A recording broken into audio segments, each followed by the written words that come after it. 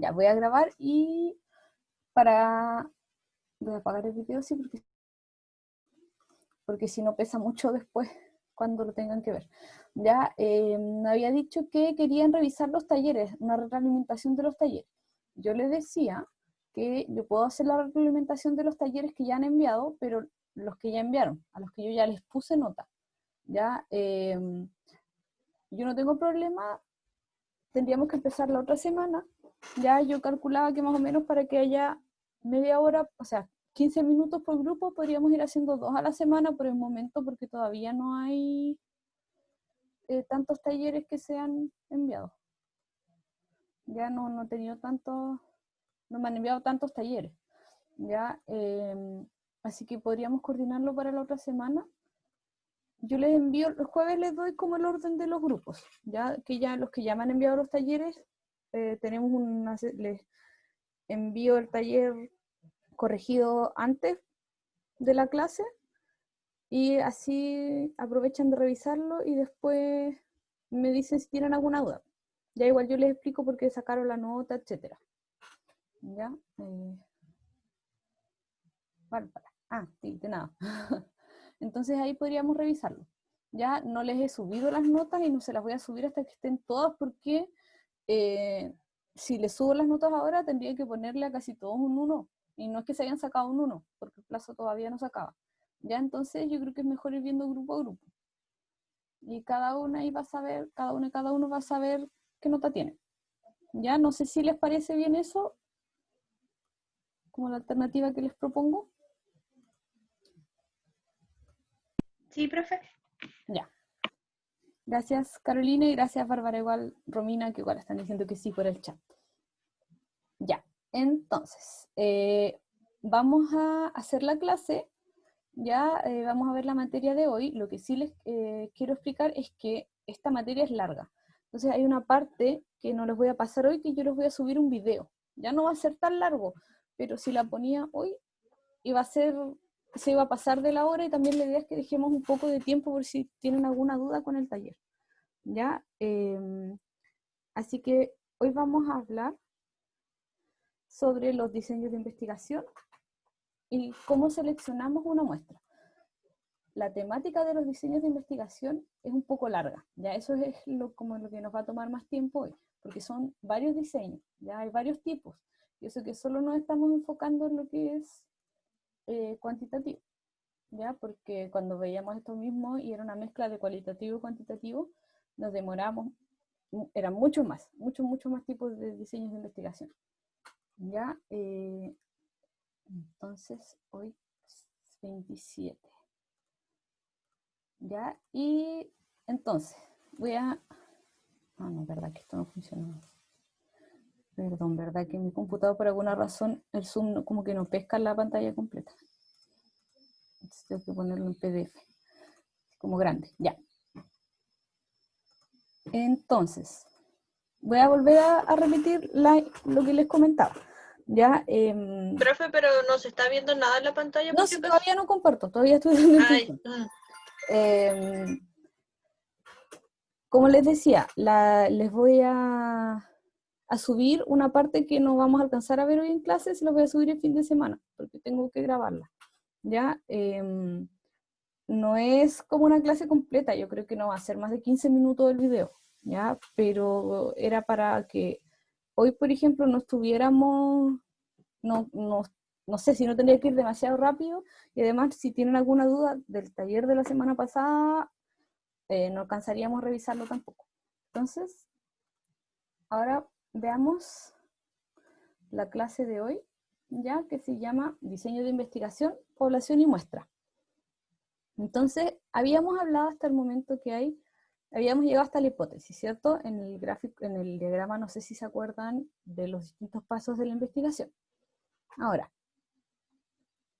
vimos el alcance de que puede tener un estudio para ver si era necesario elaborar hipótesis o no. Después vimos que era una hipótesis, ¿cierto? Entonces ahora vamos a hablar sobre los diseños de investigación, que ya empezamos en la parte metodológica. Ya cuando ustedes van en un paper, hasta antes de lo que hemos visto ahora, estábamos en la introducción, si nos fuéramos como con el formato de un paper. ahora ya pasamos a la parte de metodología, ¿ya? Se le puede llamar metodología, ¿cómo se llama? Materiales y métodos se le llama también, dependiendo del tipo de la forma en que se presenta la información. También se le puede llamar marco marco metodológico, si estamos haciendo una tesis. Entonces, cuando ustedes hacen una investigación, tienen que definir no solo qué es lo que van a investigar, sino con qué profundidad, ¿verdad? Era lo que hablamos un poco en el alcance. También el tema del alcance también tiene que ver con los diseños de investigación, ¿ya? Y lo vamos a ver ahora también.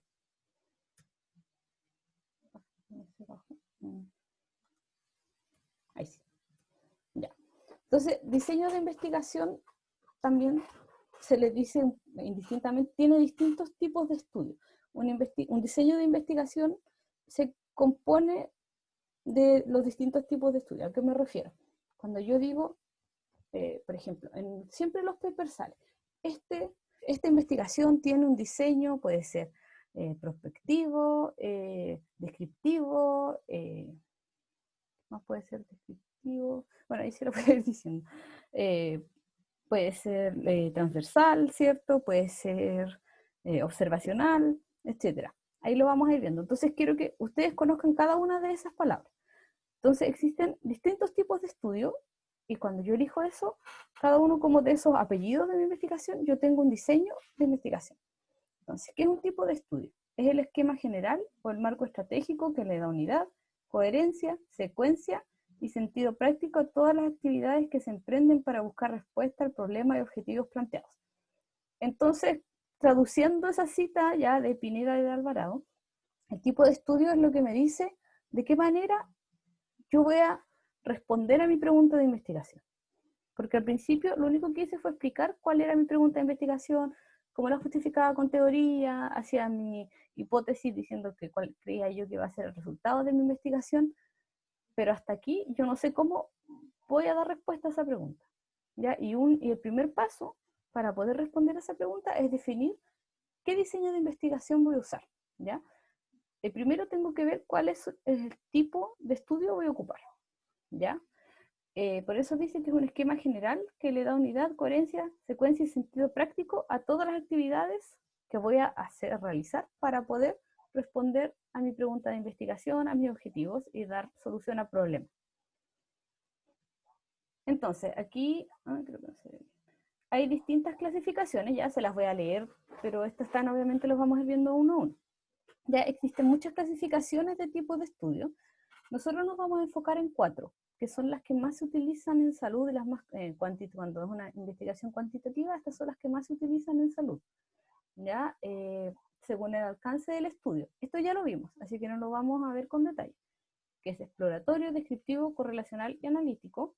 También se puede clasificar por el tiempo de ocurrencia de los hechos y registro de información, que también se llama según la secuencia temporal, que puede ser retrospectivo, prospectivo, ambispectivo o retroprospectivo, que es lo mismo, según el periodo y secuencia del estudio, que es transversal o longitudinal, y según el control de la asignación de los factores de estudio, experimental o observacional. Ahora, todos esos nombres que yo les di no les dice nada. Ahora se los voy a ir explicando uno a uno.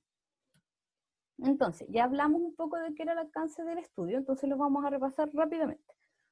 Hay 4, ¿verdad? Puede ser exploratorio, descriptivo, correlacional o analítico. ¿Qué es un estudio exploratorio? El que se realiza cuando no hay suficiente marco teórico de referencia y se quiere conocer un problema. O sea, cuando yo quiero investigar algo que no se ha investigado mayormente con anterioridad. No ha sido investigado, es algo nuevo, por eso voy a explorarlo. Descriptivo, descripción sobre características de una población, magnitud de problemas, factores asociados al problema, condiciones de salud y vida. ¿Qué hago yo en este caso? Tengo un problema de investigación y describo cuáles son las principales características que tiene ese problema. Si estudio, por ejemplo, alguna enfermedad, puedo investigar si hay más mujeres o hombres que tienen la enfermedad, cuáles son los síntomas que más se repiten, es una enfermedad, qué características tiene la enfermedad, ¿cierto? Eso es describir. Solo estoy mostrando lo que está sucediendo con esas personas. Ya no hago ninguna, no puedo decir que algo causa al otro. ¿Ya? El correlacional es cuando asocio variables mediante un patrón predecible para un grupo o población. Esto era lo que nosotros sabíamos. Ya, o sea, ya se los había explicado, lo vamos a repetir rápidamente.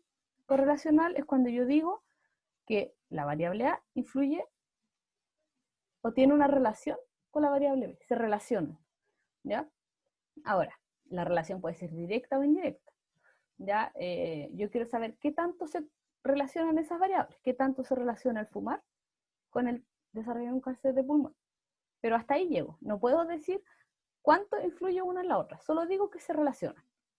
Y finalmente los estudios analíticos buscan contestar por qué sucede un determinado fenómeno, su causa o factor de riesgo. Estas son las investigaciones que muchas veces cuando ustedes, por ejemplo, estudian sobre una enfermedad, ¿cierto? O buscan sobre un medicamento, cuál es su efecto, alguna terapia, generalmente se hace este tipo de investigaciones porque me está diciendo que si yo hago A, el resultado va a ser B, ¿ya? Entonces, hay distintos tipos, como les decía, de estudios de tipo analítico. Los estudios de cohortes, los de casos de controles, experimental y cuasi experimental. Vamos a profundizar un poquitito en los estudios de cohortes y casos y controles. ¿Por qué? Porque muchas veces se van a encontrar con este tipo de investigaciones en salud. Ya aquí yo les voy a ir explicando. ¿Qué es un estudio de cohortes? ¿Ya para qué me sirve? Me sirve para conocer qué parte de la población expuesta a la causa, por ejemplo, fumar, ¿verdad? Aquí en este gráfico se ve expuestos y no expuestos, ya digamos fumar, ya a la causa de la variable condicionante, que en este caso sería fumar. Ya se enfermó o presentó determinado resultado partiendo de la causa al efecto. Entonces, ¿qué hago yo en esta investigación? Yo tengo a personas que tienen, yo tengo a personas que aún no tienen un efecto. Si, por ejemplo, yo tengo un grupo de personas que fuman una cajetilla de cigarros diarios, ¿ya? Pero esas personas yo no sé si todavía van a desarrollar cáncer o no, porque solo tienen, por ejemplo, 30 años y fuman una cajetilla de cigarros diaria y la han fumado esa cajetilla por 10 años seguidos. Entonces yo partí, de la causa, porque yo hice mi revisión de literatura, ¿cierto? Recolecté información y yo sé que una de las causas principales de que las personas desarrollen cáncer de pulmón es fumar. Entonces yo voy a buscar un grupo de personas que fuman, ¿ya? Que fuman una cajetilla de cigarros diarias, que tienen 30 años y que han fumado una cajetilla de cigarros diarias por 10 años. Esa es mi causa. Entonces, ¿qué es lo que yo hago? Elijo a esas personas, primero busco un grupo de personas y selecciono a los que tienen las características que yo elegí, como lo que les dije recién, ¿verdad? Entonces, lo que me tengo que asegurar, a ver, ¿qué tiene esto que es distinto de lo que han visto hasta el momento? ¿Ya? Todas las investigaciones descriptivas y las exploratorias no tienen un caso de control. Entonces, por ejemplo, aquí yo puedo decir, ya estoy investigando a solo personas que fuman una caja de cigarrillos diarias que tienen ciertas características, pero ¿qué pasa? No sabemos si esas personas todas se van a enfermar, ¿ya? Sabemos que esas personas fuman, pero igual hay personas que desarrollan cáncer al pulmón, pero que no fuman, ¿ya? Entonces yo necesito tener otro grupo que se llama control. En este caso tenemos a los expuestos a la causa y a los no expuestos. Mi grupo de casos sería el expuesto, fumar una cajetilla diaria, y los no expuestos, que sería no fumar cigarrillos. Por ejemplo, personas que no fuman. Entonces, hago mis dos grupos de investigación. Estas personas voy viendo su avance, ¿ya? A lo largo del tiempo. Les hago las mismas preguntas, les aplico las mismas pruebas, pero tengo un grupo que tiene la causa de la enfermedad y otro grupo que no tiene la causa de la enfermedad. ¿Qué tienen de característica los estudios de cohortes? Que son prospectivos. ¿Qué significa esto? Cuando yo empecé a hacer la investigación, ¿ya? Las personas no tenían cáncer de pulmón. Yo lo que quiero saber es si efectivamente fumar una cajetilla diaria de cigarrillos en cuánto afecta a que las personas tengan cáncer a pulmón, desarrollen cáncer a pulmón. Entonces hago un estudio que tiene una característica que se llama longitudinal, que le hago un seguimiento a ese grupo de personas a través del tiempo. ¿Ya? Entonces, lo que es importante aquí, por ejemplo, es que cuando yo voy a hacer mi investigación, yo no puedo elegir e incorporar en mi investigación a las personas que ya tienen el efecto que yo quiero investigar, que en este caso sería cáncer a pulmón. Yo solo tengo que tener un grupo de personas que no tienen cáncer a pulmón y que fuman una cajetilla diaria de cigarrillos. Eso es lo que las personas que yo tengo que incorporar en el estudio como expuestos.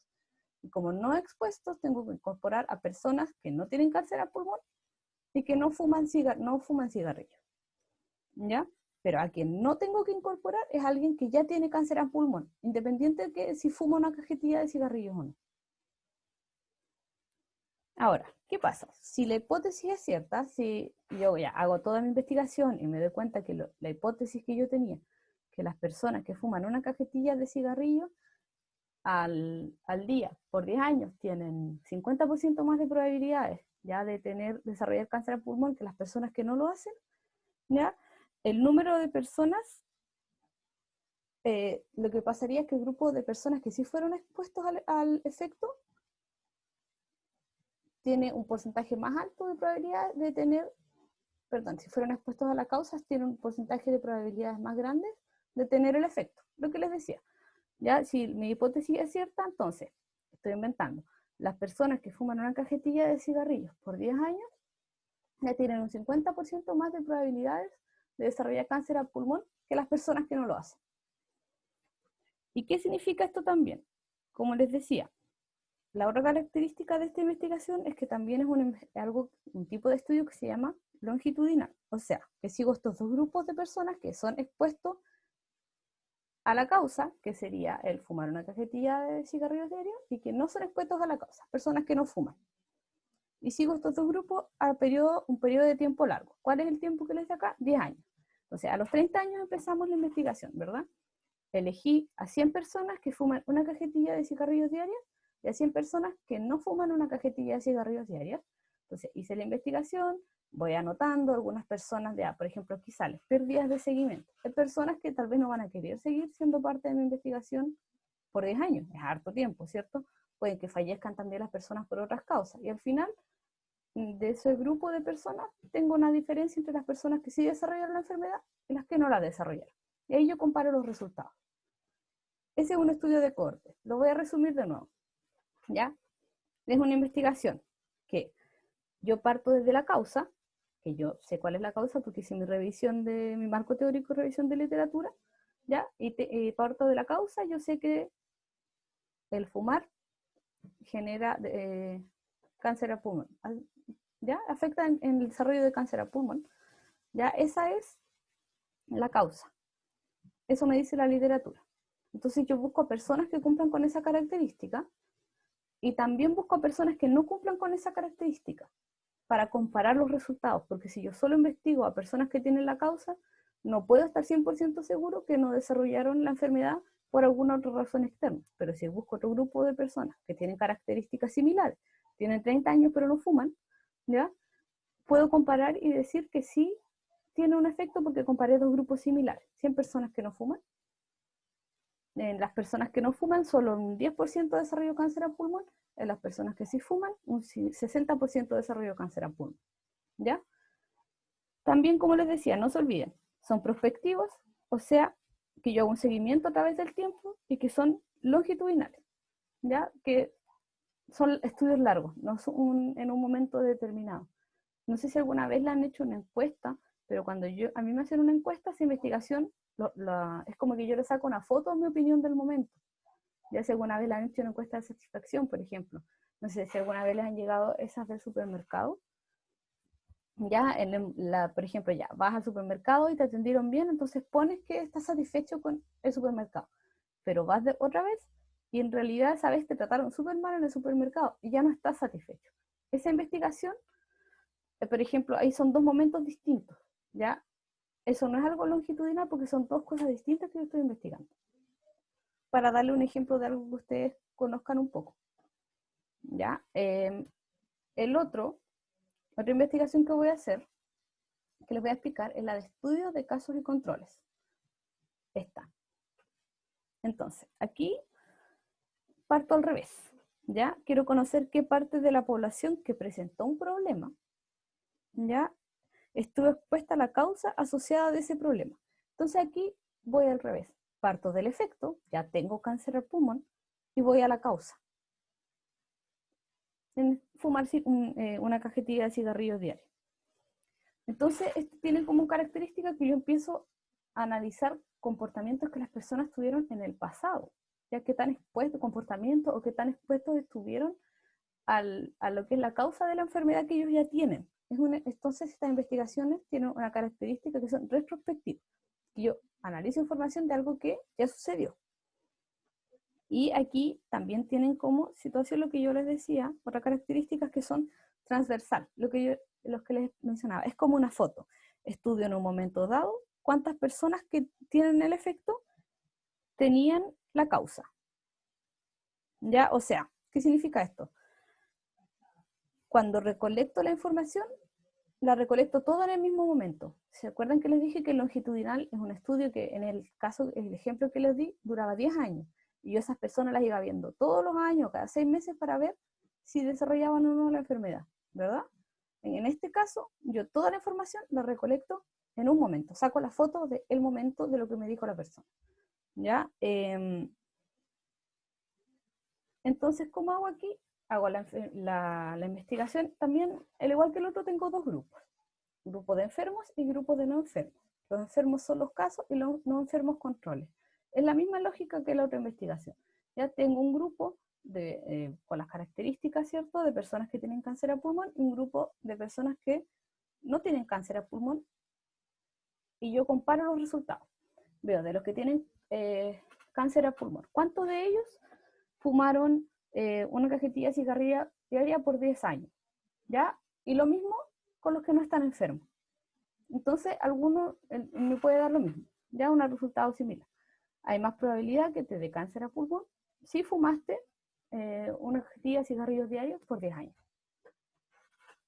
Esos son los dos tipos de estudios que más se usan en salud, que son respecto al alcance de estudio analítico. Ya, ahora. Les expliqué también que otro tipo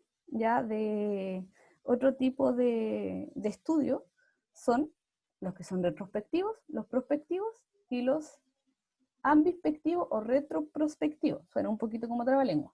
¿Pero qué me dice eso? Una investigación retrospectiva tiene como característica que estoy registrando datos que ocurrieron en el pasado. ¿Ya? Entonces, por ejemplo, a mí me preguntan lo mismo del supermercado. Me preguntan cómo estuvo su compra hoy en el supermercado X.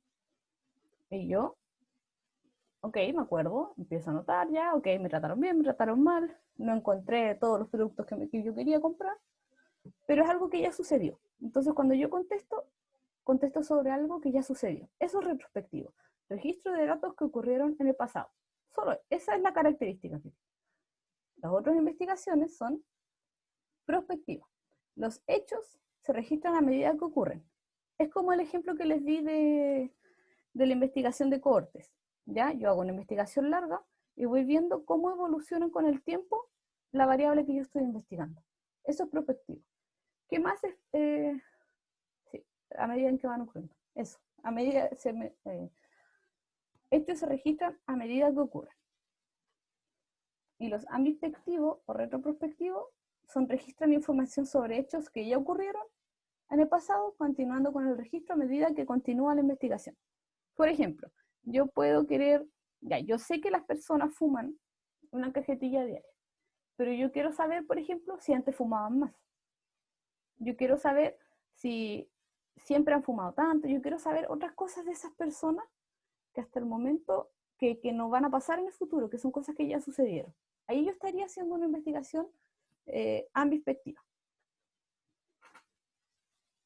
Eso, ahí no hay que hacer más profundidad porque eso nomás es lo que significa. Ahora, la otra clasificación es por el periodo y secuencia del estudio. De nuevo, cuando una investigación es transversal o longitudinal.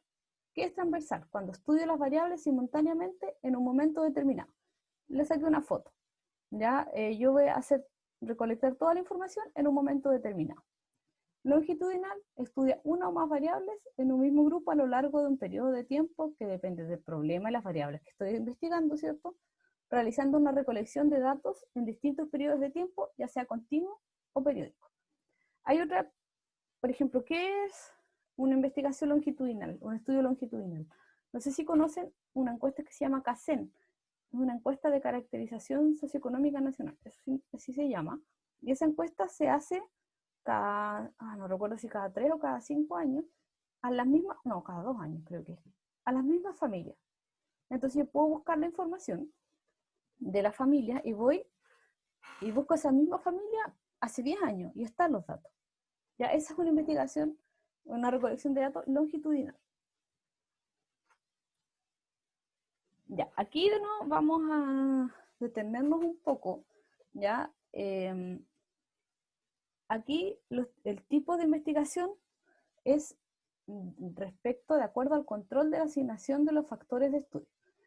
Aquí se divide en dos tipos, ya que también son importantes. Tal vez ustedes alguna vez han visto experimentos. El ejemplo que más, me entendían los otros años era, no sé si alguna vez han visto Grey's Anatomy, que en esa serie hacen muchos experimentos. Ahora, las faltas a la ética son impresionantes, ¿verdad?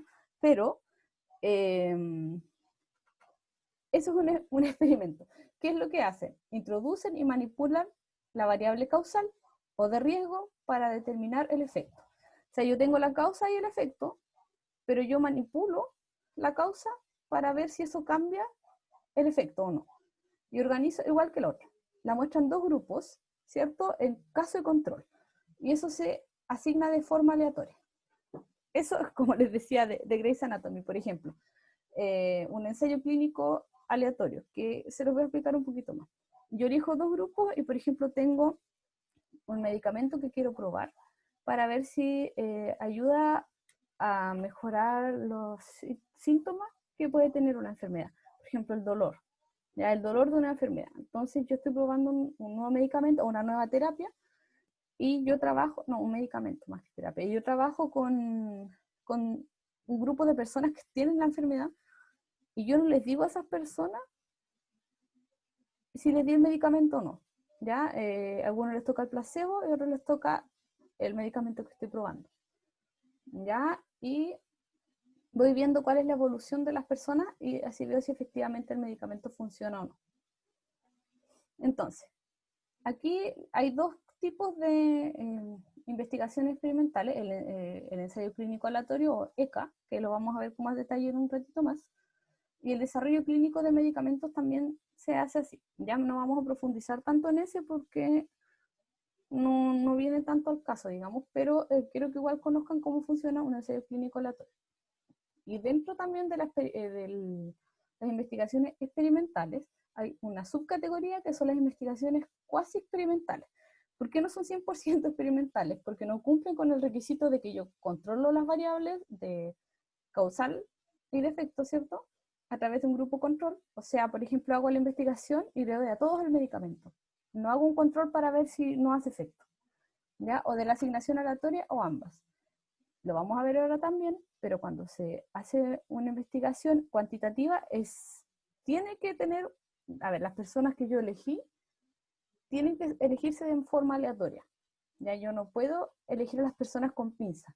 Por ejemplo, en las investigaciones de medicamentos generalmente no es la persona que aplica el medicamento no sabe a quién le tocó medicamento y a quién placebo. Ya esa información la tiene solamente, por ejemplo, la persona a cargo de la investigación. Y los otros son los estudios observacionales, ya donde las variables de estudio no son controladas de manera deliberada por los investigadores, por lo que solo observan, analizan y miden, como cohortes y casos de controles. Si se fijaron ahí, yo sabía qué era lo que quería investigar, sabía que quería investigar el efecto del fumar cigarrillo sobre el tener o no cáncer a pulmón, ¿cierto? Desarrollar cáncer a pulmón. Pero yo solo recolectaba la información, yo no intervenía a las personas. Entonces, esa investigación se puede llamar observacional, según este criterio de clasificación de los tipos de estudios. Ahora, les quiero explicar un poquito cómo funciona el ensayo clínico aleatorio o ECA. ¿Cómo se hace? ¿Qué es el ECA? Es un estudio de diseño paralelo en dos grupos, ¿cierto? Casos y controles. Selecciono una muestra de pacientes y los asigno de forma aleatoria a uno de los dos grupos. ¿Qué pasa? Si los pacientes tienen que tener la enfermedad, ¿ya? Un grupo recibe la intervención del estudio y el otro grupo, que es el de control, se utiliza como referencia o comparación. ¿Ya? ¿Qué significa eso? Necesito saber si tiene algún efecto la terapia o el medicamento que yo estoy utilizando, y para eso necesito comparar entre alguien al que le di el medicamento o la terapia y alguien que no. ¿Ya? Y ambos grupos se siguen de forma concurrente, o sea, ambos grupos yo los voy siguiendo al mismo tiempo, durante un tiempo determinado, cuantificando y comparando las respuestas observadas en ambos. Entonces, ¿cómo se hace? ¿Ya? Yo tengo una población diana, que es la cantidad de las personas que tienen la enfermedad, ¿ya? Elijo a quién voy a seleccionar, si cumplen o no con mis criterios de selección, ¿ya? Después voy a mi población experimental, si aceptan o no participar, y aquí después voy, ya, tengo una cantidad de participantes, tengo 100, entonces tengo que dividirlo en dos grupos, 50 y 50. A un grupo le hago la intervención que quiero estudiar, y al otro grupo le hago una intervención de comparación, puede ser una distinta, le puedo dar un placebo o no le hago una intervención. Esas son las tres opciones que tengo. Después realizo un seguimiento, ya dependiendo del tiempo que yo quiera probar lo que estoy investigando, a ver si funciona o no, ya, y al final cada grupo me da una respuesta respecto a lo que yo quiero saber, los comparo y después digo si efectivamente generó algún efecto mi intervención o medicamento. Eso es un ensayo clínico aleatorio, ¿ya? Ahora, estos autores, que son Argimón y Jiménez, dicen, ¿cómo yo elijo veo si mi investigación estudio es observacional o experimental? Ya, no se olviden que el experimental es como el ensayo clínico aleatorio, y el observacional son de cohortes y de casos y controles. Entonces, en el estudio primero, ¿existe un control de factor de estudio? Si hay un control de factor de estudio, o sea, si yo controlo el factor que estoy investigando, es un estudio experimental. Tengo un grupo de control concurrente, o sea, voy controlando al mismo tiempo a los que le dicen intervención y a los que no. Si es sí, es un ensayo controlado, o sea, un ECA, ¿cierto? Perdón, un ensayo controlado. Si los grupos los asigné aleatoriamente, es un ECA, ensayo clínico aleatorio. Si no los asigné aleatoriamente, es un ensayo clínico controlado, no aleatorio. ¿Ya? Ahora, por el otro lado, si no existe un grupo control, si no tengo con qué comparar mis resultados, es un ensayo no controlado. Así veo si mi estudio es experimental. Ahora, por el otro lado, si no existe control de factor de estudio, mi estudio es observacional. Ahora, dependiendo de cómo realiza la formación de los grupos, primero, si estoy investigando a partir de la exposición a factor de estudio, es un estudio de cohorte. Si estoy investigando a partir de que la persona ya tiene la enfermedad o el efecto de un medicamento, por ejemplo, es un estudio de casos y controles. Es harta información, ¿cierto? Pero vean esta tablita, ya la de clasificaciones. Las que son, todas las investigaciones generalmente dicen si la investigación es prospectiva, retrospectiva o transversal o longitudinal. Eso va en generalmente todas las investigaciones. Después, como ustedes clasifican su estudio, según el alcance o según el control de la asignación de los factores, depende de qué es lo que estén investigando. ¿Ya? Porque si se fijan, bueno, observacional, sí, eso es lo que quería decir. Ya, ahora, quiero explicarles también qué es una revisión sistemática. No sé si alguna vez han leído una revisión sistemática. Pero bueno, Argimón y Jiménez dice que la síntesis es la síntesis de la mejor evidencia disponible para responder una pregunta concreta mediante la aplicación de una metodología explícita y rigurosa. Ya, eso no nos dice mucho, ¿verdad? Pero la revisión sistemática es cuando es una investigación observacional, que recién vimos que era una investigación observacional, no tengo control sobre los factores de estudio, ¿cierto? Donde se investigan datos secundarios. Un dato secundario es datos, resultados o bases de datos que ya se recolectó anteriormente, ¿ya? O sea, por ejemplo, yo puedo tener una base de datos y yo la ocupo y yo hago análisis de esa base de datos, pero es un dato de secundario porque ya se recolectó anteriormente.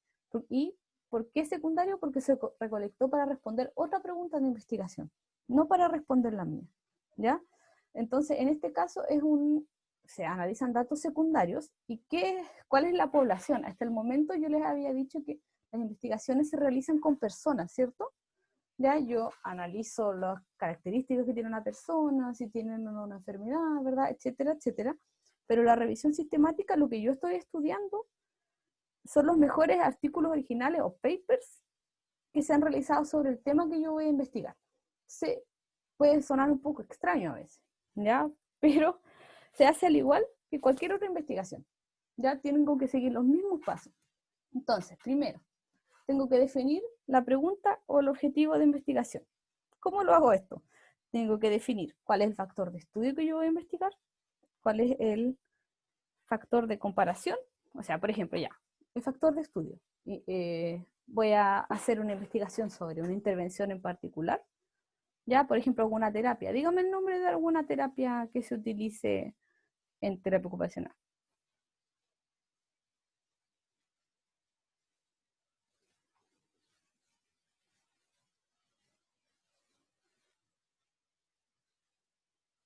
¿Aló? ¿Como una terapia física o algo Sí, así? la que sea, cualquier tipo de terapia. No sé si hay alguna específica y no estoy segura si no han pasado eso hasta la fecha. ¿Ya? No sé. Pero, por ejemplo, Integración sensorial, dice una compañera. ya, integración sensorial. Ya, esa es una terapia entonces. Ya, entonces yo voy a analizar la integración sensorial, que es una terapia que se utiliza, que utilizan ustedes. ¿Ya? El factor de comparación, que sería, por ejemplo, la variable de respuesta. Por ejemplo, yo voy a analizar cómo la integración sensorial ayuda esa se utiliza para trabajar qué trastorno.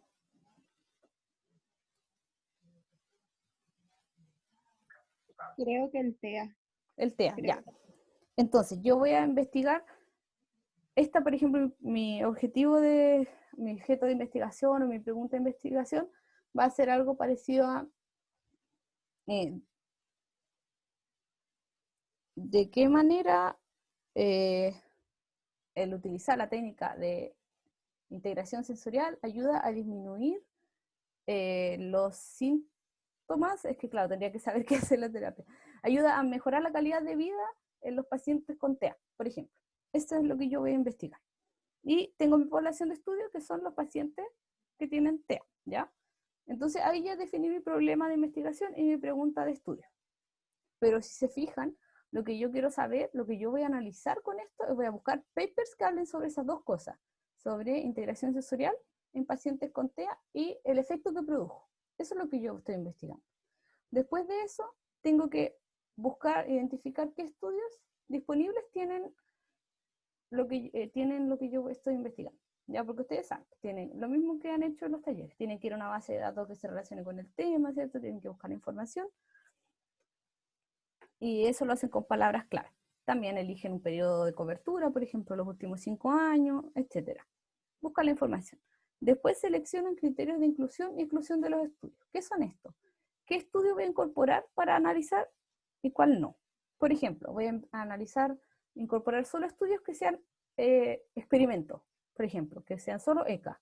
Voy a incorporar solo estudios de casos y controles. ¿Ya? Y eso es lo primero que elijo. Después tengo que establecer criterios de calidad metodológica. O sea, voy a buscar que tengan resultados similares, voy a buscar que tengan los mismos criterios de selección, por ejemplo, un rango de edad, ¿cierto? Voy a buscar que al menos tengan una intervención, haya sido hecha en al menos 30 pacientes. Yo le pongo el criterio que necesito para elegir o no el paper que va a ir en mi investigación. Y después, evalúo la calidad de los estudios. ¿Y eso cómo se evalúa? Hay distintas escalas, distintas maneras de hacerlo. Aquí hay una que no se ve bien, que es la escala de Haddad para evaluar la calidad de un ECA, que por ejemplo, indica si el estudio fue aleatorio, sí o no. Le subo un punto, le resto un punto. Indica si el estudio fue doble ciego, sí o no. Sumo punto, no, o le resto punto. Hay una descripción de las pérdidas de seguimiento, sumo punto o resto punto. Entonces al final los que tienen más cierto puntaje, por ejemplo, si tienen los 3 puntos, ese lo voy a incorporar para hacer mi revisión sistemática. Los otros no los voy a incorporar porque no cumplen con mis requisitos. Después analizo los resultados y después se hacen conclusiones y se dan algunas recomendaciones. Ya, esto muy a grandes rasgos, ya que es una revisión sistemática. ¿Qué vamos a hacer? Cuando tengan que hacer su trabajo final, vamos a repasar cada uno de los diseños de investigación con mayor detalle para que sepan bien qué pasos tienen que seguir en cada uno de ellos para que ustedes puedan elegir y, y elaborar su propio protocolo de investigación. Ya, de todas maneras, los textos, la literatura del curso, hay también obviamente más detalle, pero por el momento yo quería que ustedes conozcan cuáles son los distintos tipos de diseños de investigación, que son bastantes, ¿ya? Hay muchos diseños de investigación cuantitativa, especialmente en salud, que tienen unos especiales que son los de hacer experimentos. En el área, por ejemplo, social, ya no se hacen experimentos, no un poco legal, es bastante legal, ya, porque generalmente tienen que ver con la conducta de las personas.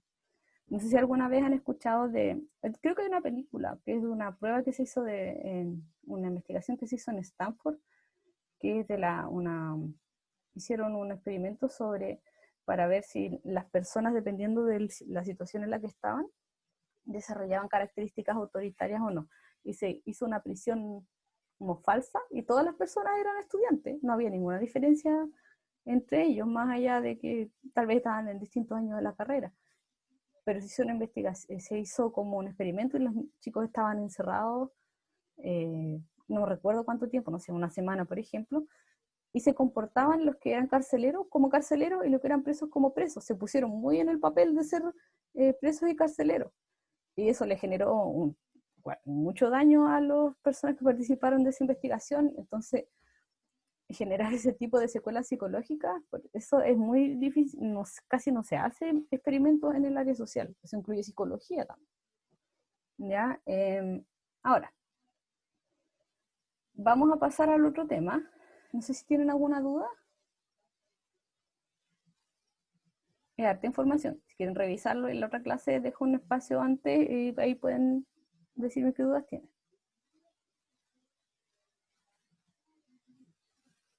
Ya, voy a seguir con la población y la muestra entonces.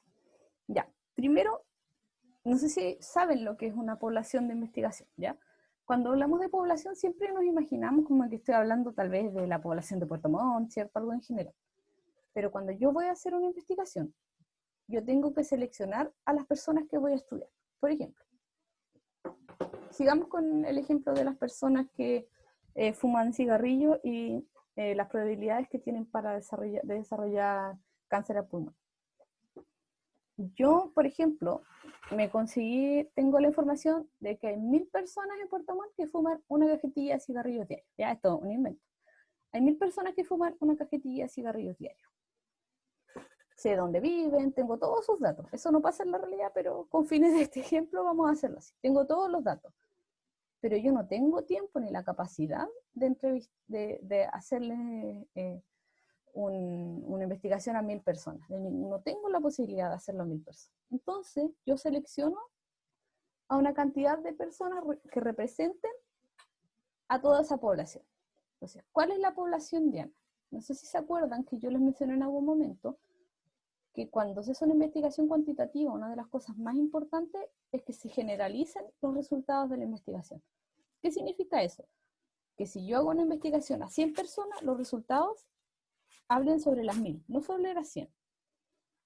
Entonces la población diana es la población a la que se desea generalizar los resultados. A todas las personas que fuman cigarrillos, ya una cajetilla de cigarrillos diarios. A esas personas yo quiero generalizar los resultados. ¿Ya? Después elijo cuál es la población de estudio. La población de estudio es la población definida por los criterios de selección y que sea accesible para el investigador. Como les decía, yo sé que hay 1000 personas que fuman cigarrillos en Puerto Montt, ¿ya? Y que cumplen con mis criterios. ¿Cuáles cumplen con mis criterios de selección? Yo solo quiero quizás analizar a las personas que han fumado por más de 10 años. Entonces, elimino quizás algunos, ¿cierto? A las personas que fuman quizás cierta marca de cigarrillos, no sé, por decir algo. Entonces, elijo a unas cuantas personas. ya de eso, pero y además, también cuáles son accesibles para mí. Ya quizás yo no puedo ir a la isla Mayen a buscar los datos que yo necesito recolectar. Entonces al final, de las 1000 personas me quedé con 800. Aún así, yo no puedo hacer una investigación a 800 personas. Entonces lo que yo tengo que hacer es un proceso que se llama muestreo, ¿ya? Donde yo elijo un porcentaje de las personas, del total de las personas, y con ellos yo recolecto mi información y hago el análisis de la información. Y esa es la muestra. Entonces, población diana es la población a la que yo quiero generalizar los resultados de mi investigación. Población de estudio es la población donde yo ya elegí los criterios de selección y los que son accesibles y que de verdad yo puedo investigar. Y la muestra son los sujetos, las personas que yo realmente estudié. Ahora, ¿cómo selecciono una muestra? No es llegar y decir, ya, voy a elegirte a ti, a ti, a ti, ¿verdad? A pesar de que todas las personas cumplen con los requisitos que yo quiero, no es solo llegar y elegir una muestra. Tengo que tener dos principios. De representatividad, o sea, debe representar a la población de estudio. Si mi población de estudio incluye que las personas tienen que ser mujeres que tengan entre 30 y 50 años, yo no puedo investigar a un hombre que tenga esa edad, porque no cumple con no es representativo de lo que yo estoy investigando. El otro principio es el de comparabilidad de los grupos. Ya, por ejemplo, en los estudios analíticos, ¿cierto? Como un experimento, los grupos tienen que ser, como el experimento o los casos de controles, los grupos tienen que ser comparables por todos los factores y se ha obtenido la misma información de todos los participantes. ¿Qué significa eso? Cuando yo quiero decir que A influye en B, que el fumar una cajetilla de cigarros diaria hace que las personas tengan 50% más probabilidades de desarrollar cáncer al pulmón, yo tengo que asegurarme que esas personas tengan las mismas características. Porque si una de esas personas no genera cáncer al pulmón, por ejemplo, ya, de esas personas, si hay una que además de fumar una cajetilla diaria, vive en una casa donde todos fuman, no solo está fumando su humo, está fumando el humo de secundario de todas las otras personas, y eso le va a dar más probabilidades. ¿Me entienden? Entonces, tienen que tener todas las mismas características. Ese es el principio de comparabilidad de los grupos. O, por ejemplo, voy a hacer la misma comparación, pero entre los dos grupos. Ya, uno que fuman, ya, todos los que incorporé en mi investigación fuman una cajetilla diaria y además viven en una casa donde todos fuman. Entonces, mi grupo de comparación, ya, tiene que ser que también todos viven en una casa donde todos fumen, pero que las personas en sí no fumen. ¿Ya? Entonces, todas las características son similares y la única diferencia que yo quiero investigar es si fuman una cajetilla de cigarros diaria o no fuman una cajetilla de cigarrillos diaria. Esa es la única diferencia. Todo lo otro tiene que ser igual. Entonces, principio de representatividad y principio de comparabilidad de grupos. Hay algo que se llaman criterios de inclusión o exclusión de mi muestra, ¿ya? Cuando yo hago mi problema de investigación, yo sé yo más o menos a quién quiero investigar, ¿ya? Entonces, yo ya cuando voy a seleccionar mi muestra, yo ya sé más o menos la edad que quiero incorporar, el sexo, la raza, nivel cultural, estado socioeconómico, profesión. También quiero saber si tienen la enfermedad, cuáles son las características, cuál es el tratamiento actual. Por ejemplo, una persona que tiene diabetes y yo estoy investigando a las personas que no se medican, yo no voy a incorporar en mi muestra a las personas que están tomando algún medicamento. ¿Ya? Alguna otra característica, si quiero incorporar o no incorporar a personas que abusan drogas, si tienen algún factor de riesgo, dependiendo de algunas características psicológicas, y también características de accesibilidad, como les decía. Yo puedo tener toda la intención de analizar o recolectar los datos de 1000 personas, pero rara vez eso se va a poder hacer, ¿ya? Entonces, por ejemplo, dónde viven, si lo voy a ir a visitar, la persona va a ir al consultorio y ahí voy a tomar los datos, por ejemplo, etcétera. Todos estos son criterios, no hay que usarlos todos, pero son algunos ejemplos de criterios de por qué yo a una persona la voy a considerar o no para que sea parte de la muestra de la población que yo voy a investigar. Ahora, ahí hasta este punto les estaba diciendo más o menos que era una muestra, que era una población diana, una población de estudio y una muestra. Ya, estos son 3 conceptos que son bien importantes que van a tener que entender bien. Entonces, ¿cuáles son los principios para seleccionarlo y qué criterios tengo para elegir una muestra? Ahora, ¿cómo selecciono la muestra, cierto? Se hace a través de una técnica que se llama muestreo. Hay distintos tipos de muestreo. Los vamos a pasar: el muestreo probabilístico, el aleatorio simple, aleatorio estratificado, múltiples etapas, sistemático y no probabilístico. Ahora, ¿qué es el muestreo probabilístico? Selecciono a las personas de un grupo, ya por ejemplo tengo 1000, ¿cierto? Que cumple con las características que yo elegí, son 1000, ¿ya? Pero todas las personas tienen la misma probabilidad de ser parte de la muestra, ¿ya? A veces, por ejemplo, pasa que no todas las personas tienen la misma probabilidad de ser parte de la muestra, y ahí la investigación ya no me sirve, no puede ser cuantitativa. Uno de los requisitos es que sea probabilístico, ¿ya? El muestreo está el probabilístico y el no probabilístico. No, el probabilístico es cuando las personas, todas las personas que son de la población de estudio, todas esas personas tienen la misma probabilidad de ser seleccionadas en la muestra. ¿Ya? Yo no elijo a las personas con pinzas, no digo tú vas a participar y tú no. Hay una probabilidad conocida, o sea, todos tienen 5% de probabilidad de ser elegidos, por ejemplo, por dar un número. Y cuando selecciono a las personas, todos participaron como equitativamente, por decirlo así. ¿Ya? Y dentro del muestreo probabilístico está el muestreo aleatorio simple. Este es el, perdón, el muestreo más utilizado. ¿Ya? Pero esto tiene la misma definición que muestreo probabilístico. Es como, hay una página que se llama random.org, que si uno, por ejemplo, pone 1 al 100 y aprieta clic, te da puros números aleatorios. ¿Ya? 1 al 100 y quiero que me des 10. Te da 10 números aleatorios del 1 al 100. Eso es aleatorio simple. Es como una lotería, es como si yo pusiera todos los números en una bolsita, los mezclo, después los saco de a uno. Eso es el muestreo aleatorio simple. Cada persona que estoy investigando tiene igual probabilidad de ser seleccionada como parte de la muestra. ¿Cuál es el contra que tiene?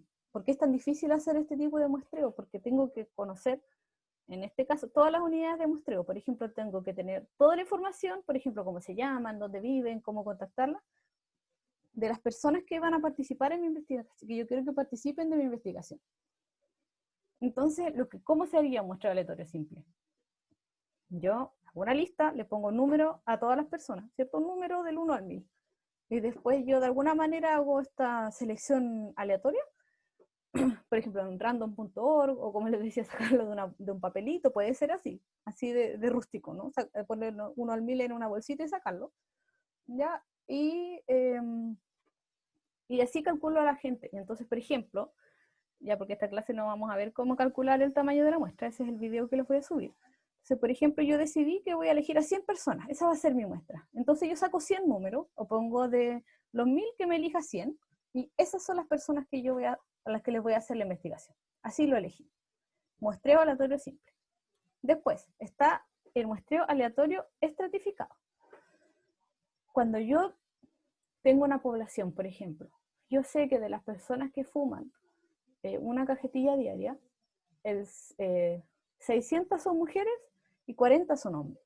¿Ya? Entonces el muestreo aleatorio estratificado lo que hace es que quiero asegurar que la muestra que voy a seleccionar de las 100 personas que yo elija, de esas 1000, ¿cierto?, presente la misma distribución que la población en relación a las variables.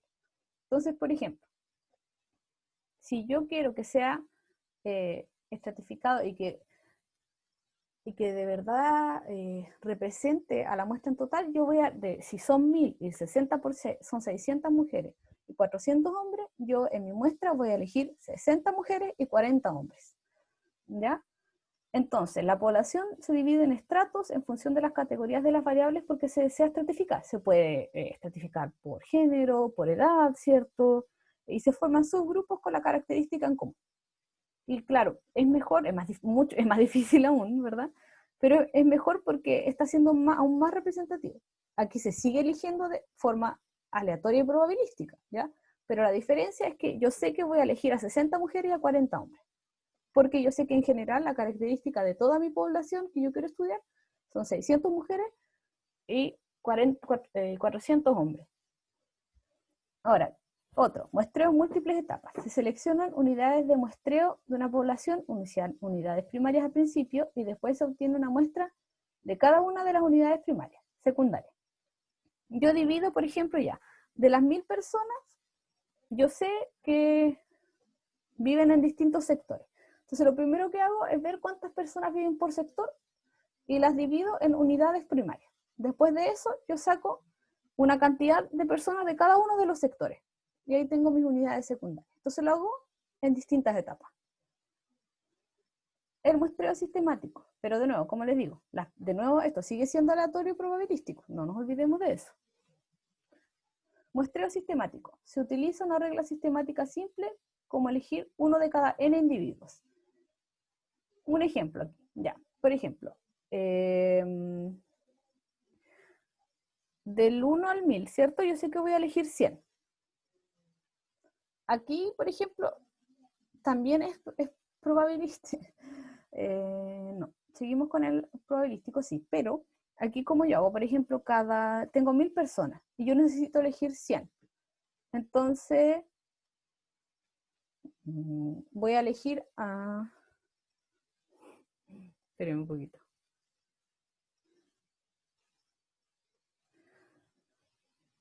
Cada 10 personas voy a elegir a uno, ¿ya? Entonces voy a elegir al número 10, al número 20, al 30, así hasta el 1000, hasta que llegue al 100, que va a ser el 1000 también, ¿verdad? Entonces, por ejemplo, calculo la constante del muestreo. Como le decía, el K en este caso de este ejemplo es 10, ¿cierto? Entonces divido el total de la población por el tamaño de la muestra. Y mi número es 10. Después extraigo la primera unidad al azar entre las primeras unidades de muestra. Entonces, entre el 1 al 10, yo elijo al azar cuál va a ser. Entonces, del 1 al 10 saqué un papelito y me salió el 6. Entonces, yo empiezo en el 6. Y del 6, después yo le sumo 5 y voy en mi siguiente número, perdón, 10. Va a ser 16. Ese es el segundo que elegí. Después le sumo 10 más, 26, 36, 46, así hasta que llego a los 100. Ese es un muestreo sistemático. Si se fijan, también es aleatorio, porque yo no elegí el primer número, yo no empecé en el 1. Yo hice aleatorio cuál era el primer número donde yo iniciaba. ¿Ya? Ese es el muestreo sistemático. Y, para terminar, el muestreo no probabilístico. Este muestreo, si quieren hacer una investigación cuantitativa, no se los recomiendo, ¿ya? De hecho, si hacen una investigación cuantitativa con muestreo no probabilístico, no va a ser una investigación válida. Sí se utiliza también, ¿ya? Pero ¿cuál es la diferencia con el muestreo probabilístico? De aquí yo no conozco la probabilidad que cada una de las unidades tiene de ser incluida en la muestra, ya de las 1000 personas. Yo no sé cuál es la probabilidad de ser parte de la muestra. Y yo elijo a las personas con pinzas, por decirlo así. No hay azar. No tengo la bolsita donde saco los 100 números, ¿ya? Hay distintos tipos: consecutivo, voluntario, por cuotas, y hay técnicas adaptativas. El consecutivo es que, por ejemplo, si voy a hacer una investigación y quiero buscar a los pacientes desde un consultorio, por ejemplo, espero que mientras las personas van llegando, que cumplen con las características que yo seleccioné, los incorporo en mi investigación. Ustedes dirán, pero tal vez eso igual suena como aleatorio, pero no lo es, porque yo no conocía cuántas personas tienen las características desde antes. ¿Ya? No sé cuál es la probabilidad que tiene una persona de ser parte de mi investigación o no. Voluntarios, ¿ya? Muestreo por cuotas. Voy a elegir una cantidad de edad, o sea, una cantidad de personas dependiendo de su edad, su género, su clase, independiente que tengan o no el factor de, o sea, tienen el factor de estudio, pero yo las voy a elegir dependiendo de esto, ¿ya? De edad, género, clase, de educación. Mi técnica adaptativa, que es el muestreo intencionado, este es el que más yo elijo con puntos. Yo quiero investigar a esa persona. ¿Por qué? Bueno, se justificará, pero yo elijo a las personas una por una que quiero investigar, porque es mi criterio, no es probabilístico, es mi criterio. O bola de nieve. Ya, bola de nieve se usa mucho en metodología cualitativa, que es, por ejemplo, cuando yo tengo que hacer una entrevista y no conozco a las personas en el lugar, ¿qué hago? Llego con una persona que se le dice el portero y yo le digo, hola, quiero saber sobre este tema, ¿me puedes ayudar? Y esa persona me lleva a otra persona, y a otra persona, y a otra persona, y así se va generando y voy recolectando la información. Se llama bola de nieve porque cada vez voy adquiriendo más información, considerando a las personas que son a las personas que voy a incorporar en en mi investigación y una me lleva a la otra. Miren, son las 7:10, así que estas tablitas de ventajas y desventajas se las dejo para que ustedes les peguen una mirada. Ya es súper detallado, o sea, no es tan... sale cuál es la ventaja y la desventaja. Y también otra tablita que es para saber qué tipo de muestreo hacer dependiendo de la población que estoy investigando. Ya por la hora lo vamos a dejar hasta aquí, a no ser que tengan alguna duda.